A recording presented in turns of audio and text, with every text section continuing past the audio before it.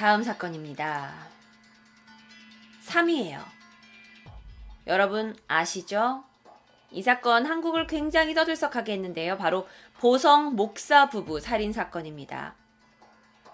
전남 보성군 보성읍에 작은 교회를 운영하고 있던 목사님 박 씨, 그리고 부인 조 씨는 당시 43살, 34살이었습니다. 그런데 그 두 부부는요, 2012년 2월 1일부터 그들의 배로 아파서 낳은 자식들에게 폭행을 가했죠. 아니, 왜요? 왜 폭행을 가했나요? 그들이 설명하는 바에 의하면 성경 속 잠언의 23장 13절 14절에 아이들을 훈계하지 아니하려고 하지 마라. 채찍으로 그들을 때릴지라도 그들이 죽지 아니하리라 라는 구절을 따라한 거라고 합니다. 박씨 부부한테는요, 4명의 자녀가 있었어요. 10살 큰딸, 8살 둘째 아들, 5살 셋째 아들, 막내딸 1살이었어요. 그렇게 4명의 자식을 두고 있었는데요. 막내딸 1살짜리 아이를 제외한 나머지 3명에게 허리띠와 파리채로 폭력을 가했던 거죠. 경찰이 물었습니다. 왜? 도대체 왜 이런 폭력을 가했냐? 이유는요, 아이들한테 잡귀가 붙어 있어서 그걸 몰아내려고 때렸다고 진술했다고 해요.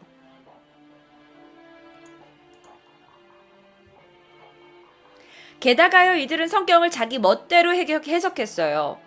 뭐 여러분 성경을 잘 모르시는 분들도 있지만 성경 고린도 후서라는 곳에 이런 고린도 후서 11장 24절에 이런 말이 있어요. 유대인들에게 40에서 하나 감한 매를 5번 맞았으며 라는 구문이 있어요. 그러니까 앞뒤 다 제외하고요. 그런 구문이 있어요. 40대 중에서 한 대를 감한 매를 5번 맞는다. 뭐 이런 말이 있어요. 근데 그거를 자기 멋대로 해석을 해서 애들을 39대씩 때리는 거예요. 한 번에. 그쵸. 그 상황에 있는 그 말만 가지고. 자, 아이들이 숨지고 나서 국립과학수사연구원에서 부검을 합니다. 그런데요, 숨진 아이들의 윗속에서는요, 음식물이 전혀 발견되지 않았어요. 무슨 얘기예요? 큰딸이 2월 1일 밤 10시에 숨졌습니다. 그리고 두 아들은 2월 1일 그러니까 큰딸이 2월 1일 날 숨지고요. 2월 2일 날 두 아들이 새벽 5시와 새벽 7시에 각각 숨졌어요. 기록을 보면 그 아버지 박 씨가 아이가 감기 증상을 보이자 그 애를 소아과로 데려가서 치료를 받게 하기도 하고 또 다른 두 자녀한테 종합 감기약을 사 먹였던 것으로 확인이 돼요. 그러니까 당시에 죽기 전에 아이들이 감기 증상이 있었던 것으로 확인이 돼요. 그래서 병원을 데려간 것도 확인이 되고요. 그런데 얘네들이, 이 부부가 아이들의 병을 기도로 고치겠다고 금식 기도를 시작한 거예요. 근데 자기만 금식 기도를 한 게 아니라 아마 아이들도 같이 금식 기도를 시킨 것 같아요. 애들이 병에 걸렸는데요. 그래서 아이들이 숨지기 일주일 전 거의 일주일 동안 음식을 먹지 못했을 가능성이 큰 것으로 조사가 됩니다.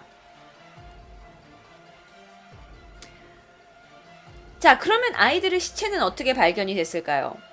고모부가 있어요. 고모부가 조카 애들하고 통화를 하려고 하는데 통화가 안 되는 거야. 그래서 왜 통화가 안 되지? 해서 교회를 찾아간 거죠. 그랬더니 이미 조카 3명이 죽어 있었어요. 숨져 있었어요. 그래서 경찰에 신고를 하긴 했는데 이때 상황이 더 경악을 금치 못해요. 아이들이 3명이 숨져 있는데요. 박씨 부부가 교회 방 안에서 아이들의 시체를 앞에 두고 기도를 하고 있어요. 이들의 잘못된 종교적인 신념이 그들을 굉장히 말도 안 되는 길로 이끈 거죠. 이게 현장 조사 때의 모습입니다. 이게 나중에 보시면요. 아이들을 식탁에다 올려놓고 죽인 것 같아요. 식탁에 올려놓고 아이들을 구타한 것 같습니다. 자, 이 이야기는요. 이 사람들이 기독교라 그런 거라고 여러분 얘기를 하시면 안 돼요. 이거는 기독교가 아닌 거예요. 기독교에서 시키지 않은 걸 자기 멋대로 판단하고 해석하는 거를 뭐 어떻게 해. 그런데 알고 보니까 이 목사 부부한테 폭행 방법을 알려주고 이 모든 사망 사실을 숨기도록 유도한 사람이 있었어요. 그게 누구냐면 바로 45세의 장모 씨예요. 장모 씨는요, 이 두 목사 부부한테 접근했어요. 그래서 뭐라고 얘기했냐면, 나한테도 병든 딸이 있어. 그런데 우리 딸하고 당신네들 자식이, 우리 아이들은 다 영적으로 묶여 있는 거야. 그러니까 자기네들 자녀가 건강하고 귀신이 안 붙어야 우리 딸 병도 치유가 되는 거라고. 그런데 당신네들 애는 지금 귀신이 씌었어. 잡기가 붙었다고. 그러니까 자녀들을 죽도록 때려서라도 그 잡기를 쫓아내야지. 라고 막 부추긴 거죠. 잡기가 들어있는 몸은 채찍으로 반 죽도록 때려야 한다라고 말을 한 거예요. 독사의 자식이라고, 이거 네 자식이라고 생각하지 마라. 때려라. 때려도 안 죽는다. 그래서 목사 부부는요, 아이 자식들을 삭발을 시켜요. 그리고 밥을 굶기고요. 자, 여러분 지금 이 현장 사진 보시면 아이들이 묶여있는 거 보이세요? 아이들을 스타킹으로 묶어놨어요. 그리고 매일매일 자녀들을 때렸다고 합니다. 어이가 없죠. 게다가 이 장 씨는요, 이 교회는 뭐 신도가 없어. 형편이 어려워. 그러면서 생활비도 줬다 그래요. 생활비 얼마? 5만 원. 그런데 그것뿐만이 아니에요. 생활비든 자기가 5만 원을 생활비를 줘놓고는 목사 부부가 장씨 아저씨, 우리 애가 죽었습니다 라고 알리자, 가난한 사람을 도와주면 금은보화로 다 돌려주시고 죽은 애들은 살아날 거야 하면서 죽은 사실을 숨기고 니네가 가난한 사람을 도와야 되니 나한테 1200만 원을 달라고 협박하기도 했어요. 그 외에 내가 카드값이 2000만 원이 빚져 있는데 그 중에서 네가 좀만 갚아주면 내가 니네 애들의 귀신을 쫓아준다고 하면서 1000만 원을 받았던 내역도 있다고 해요. 아니 이게 지금 말이야? 이게 뭐야? 이걸 어떻게 믿을 수가 있어? 결국 아버지, 자 이게 여러분 아버지 사진이에요. 아버지 박모 씨는 징역 10년, 어머니 조모 씨는 징역 3년, 살인을 교사했던 장모 씨는 징역 10년을 선고받았습니다. 완전 목살을 가지고 놀았죠. 2005년 5월 2일 일본에서 54세의 여성이 체포가 됐는데요. 그녀는 자신의 딸을 죽인 후에 6개월 이상 딸의 시신과 함께 생활한 것이 밝혀졌습니다. 그런데 알고 보니까 딸만 죽인 줄 알았는데 4명의 더 다른 자식들도 죽였더라고요. 총 5명의 자기 자식의 시체와 함께 생활한 거예요. 1951년생입니다. 1951년생. 저희 엄마보다 나이가 더 많으신 것 같아요. 그녀의 이름은 오카모토 치즈코라는 여성이에요. 오카모토 치즈코. 이 여성은 5살이 됐을 때 부모님이 이혼을 하셨대요. 그래서 중학교까지만 졸업을 하고 취업을 했는데, 그러다 직장을 그만두고 알고 지내던 한 남성을 만나서 결혼을 합니다. 그리고 결혼을 해서 아이도 잘 낳고 단란하게 가정을 유지하고 살고 있죠. 그러던 어느 날 1975년 그녀가 자살 시도를 합니다. 생활고가 있었던 것 같고 그녀에게 뭔가 만족스럽지 않은 생활이었던 것 같아요. 근데 그 자살 시도가 실패로 돌아가게 되죠. 그리고 나서 그녀는 다른 도시로 도망을 가게 돼요. 그쪽에서 자신의 내연남이 있었습니다. 그런데 이 남자와의 사이에서 딸 하나를 낳게 돼요. 그런데 얼마 되지 않아서 그 자신의 내연남이 죽어버린 거예요. 사고로 죽었는지 병으로 죽었는지 모르겠어요. 그리고 나서 시간이 질렀는데요. 결국 경찰이 그 여자의 원룸에서 총 5개의 시신을 발견합니다. 첫 번째 시신은 19살 난 자신의 딸 시체였고요. 그러니까 여러분 이거를 잘 보시면요. 여태까지는 신생아를 죽이고 10살 난 딸을 죽이고 9살 난 딸을 죽였는데 이번에는 19살 난 자신의 딸을 죽인 거예요. 그리고 내연남이 데려온 자식이 있어요. 그러니까 자신의 자식은 아닌데 그 내연남이 있었잖아요. 그 남자가 이 남자가 죽었잖아. 그래서 그 남자의 아들을 키우고 있었는데 그 남자의 아들이 칼에 목이 찔린 채 죽어 있었어요. 나머지 3명은요. 이제 이게 원룸이라고 하는데 아마 이렇게 2층 복층짜리였던 것 같아요. 그 위층에 있는 종이 상자 안에 담겨져 있었대요. 남영 3명의 시신은. 근데 1개는 남자아이, 다른 1개는 신생아 2개였다고 합니다. 이게 다 비닐로 쌓인 채 발견됐다고 해요. 자, 이게 워낙 그 일본을 시끄럽게 했던 사건이라 가지고 이런 식으로 그 오카모토의 집에서 발견된 시체들의 신원들이 나와 있는 표가 있게 되죠. 그래서 신원 미상인 아이도 있고요. 19살 자신의 딸은 자기가 죽였고 내연남의 아들도 자기가 죽였고요. 그리고 아마 그 내연남의 아들의 나이는 좀 많았나 보죠. 이 나이 제가 조사한 바에는 없었어요. 자, 그리고 문제는 뭐냐면 이 상자의 남자아이예요. 상자의 남자아이. 약 120cm 정도로 추정이 되는 상자의 남자아이는요. 유전자 검사를 해보니까 오카모토가 실종 신고를 한 아들이에요. 그런데 그 실종 신고는 22년 전에 한 거예요. 그러니까 보세요. 이 첫째 딸 19살을 낳기 전 22년 전에 이미 아들이 있었고 그 아들을 실종 신고했었는데 그 아들의 시체가 이 여자의 집에서 발견된 거예요.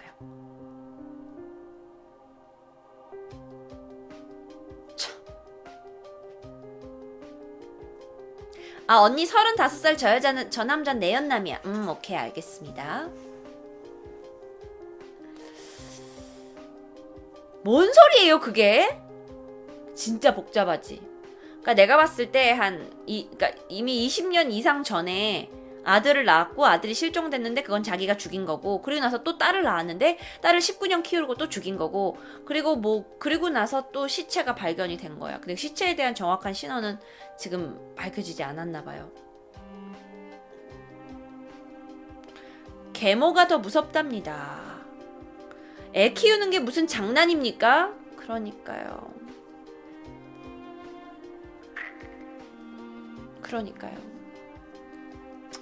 자, 일본에서 있었던 사건입니다. 이제는 대망의 1위 사건이에요. 이제는 대망의 1위 사건입니다. 2008년 2월 6일 울산입니다. 아침 일찍 일어나서 밥도 잘 먹고 11시 반쯤 오락을 하러 나간 여기 있는 6살 우영진 군이 집으로 돌아오지 않았어요.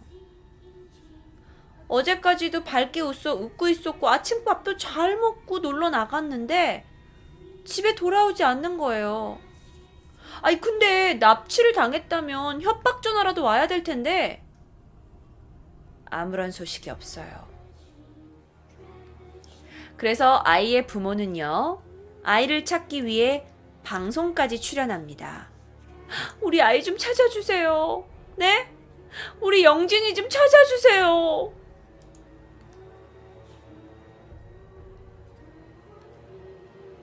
방송을 탔다 보고 뭐 SNS나 뭐 여러 가지 기사를 통해서 이 사건이 널리 퍼지기 시작했죠.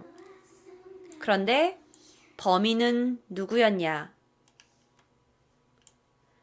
바로 아이를 찾기 위해서 방송에 같이 출연했었던 영진이의 계모 오선미 씨였습니다. 당시 30살이었던 오선미 씨는요, 아이를 죽인 거였어요. 그런데 어떻게 죽였냐면 아이를 죽이고 나서 드럼통에 넣어서 휘발유로 불태웠다고 해요.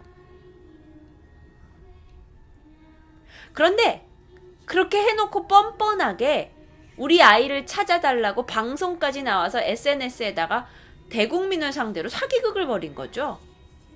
그런데 그러면 이 계모가 죽였다는 걸 어떻게 경찰이 알게 됐을까요? 바로 이겁니다. 아이가 그렸던 그림이 있어요. 아이가 그렸던 그림이요.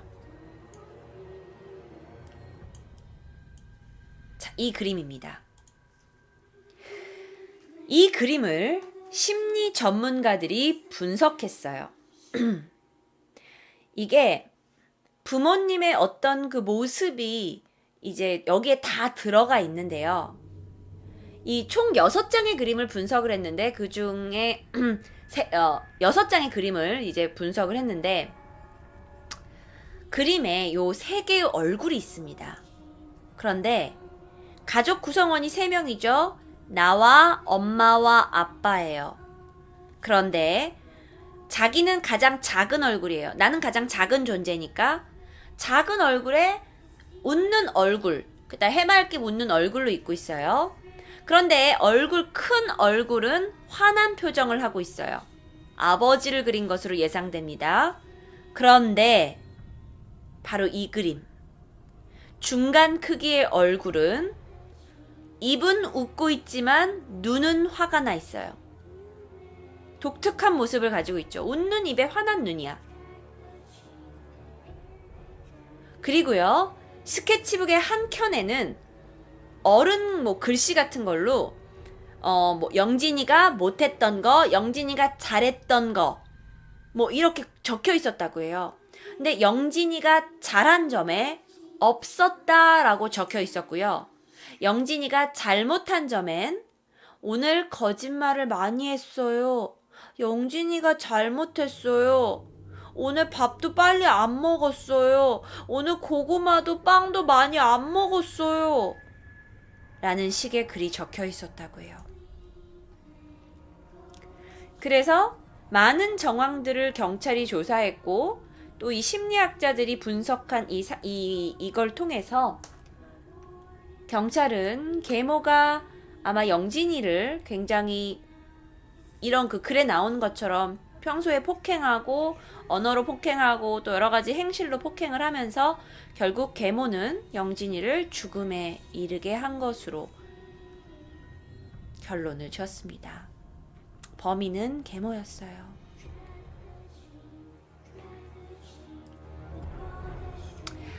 어쩌면 아무것도 모르는 아이들이 오늘 희생양이 된 그 많은 슬픈 이야기들을 듣게 됐는데요. 가슴이 좀 아프죠. 근데 더 가슴 아픈 건 있죠.